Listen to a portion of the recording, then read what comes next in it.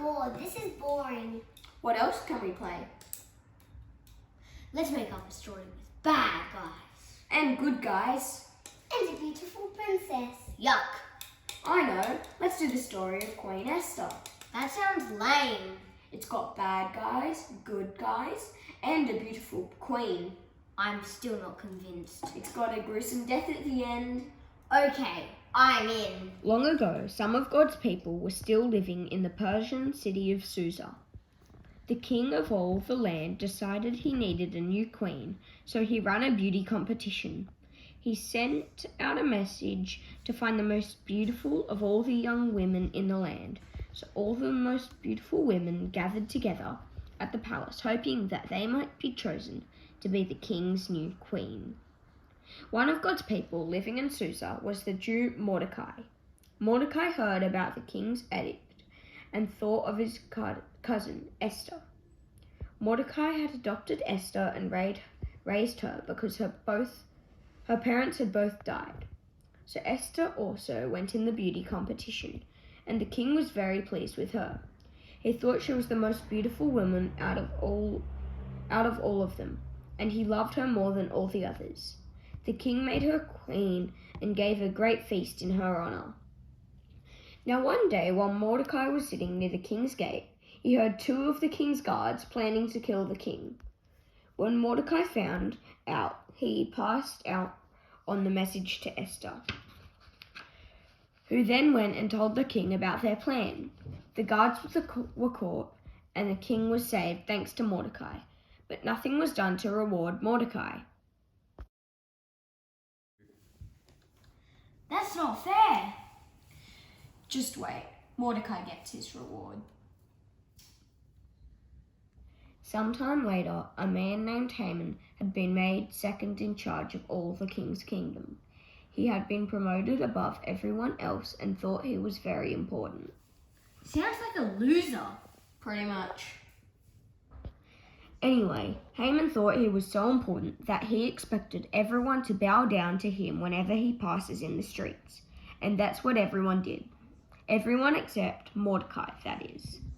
Mordecai refused to bow down to Haman, and that infuriated Haman. He hated Mordecai so much that he wanted not just to kill Mordecai, but all his people too. That's bad news for Mordecai. Yep. So Haman went to the king and convinced him to make a law that on a certain day of the month, everyone was allowed to get together to kill any Jews living in their neighborhood. But don't forget that Esther was a Jew too, even though she hadn't told the king or anyone else that she was a Jew. This was bad news for Queen Esther too. What did she do? She must have been scared. Yeah, she was really scared. Esther knew that if she went to the king to ask for something without being summoned by the king, then the king could possibly have her killed. But Esther trusted God, and she said to Mordecai, "I will go to the king, and if I perish, I perish." The next day, that's exactly what she did.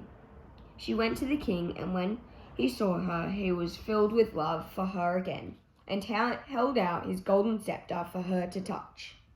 That meant she had his favor and wouldn't be killed. He asked her what she wanted and offered to give her anything she wanted. Anything she wanted? I would ask for a palace of my own or a chariot. Well, Esther was very clever. She invited the king and Haman to a banquet.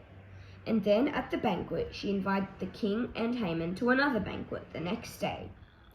They had a great time at the first banquet, but on the way out of the palace, Haman walked past Mordecai. And as usual, Mordecai refused to bow down. This filled Haman with rage. That night, he built a huge gallows for Mordecai to be hanged on the next day. Oh no, it looks like it's curtains for Mordecai. Not so fast. God was still looking after them. That very night, the king couldn't sleep. So, he had the royal records brought to him for bedtime reading. As it was being read, They came to the part where Mordecai had saved the king's life by warning Esther about the 2 guards who wanted to kill him. The king asked his servants, "What has been done for Mordecai who saved my life?" They answered, "Nothing." Well, the next day when Haman came into the palace to ask if he could have Mordecai executed on the huge gallows he had built, the king asked Haman, "What should be done for the man who the king honors above everyone else?" Haman thought the king was talking about him, so he said, "The man the king honors above all others should be dressed in royal robes and led on a royal horse by one of the king's most important officials, and the official should cry out to everyone, 'This is what the king does for the man the king wants to honor.'" Haman got a massive surprise when the king told him to go and do exactly what he had said, but for Mordecai, the Jew, the man he hated more than anyone else. So Haman did what the king asked and led Mordecai through the streets on a royal horse dressed in royal robes. Sucked in, Haman. Well, it gets worse for Haman. At the banquet that Queen Esther arranged for the king and Haman, she revealed that someone had plotted to have her and all her people killed. The king was outraged. "Who has done this?" he asked. Queen Esther replied, "Haman is the man." The king stormed out of the banquet. Haman was terrified.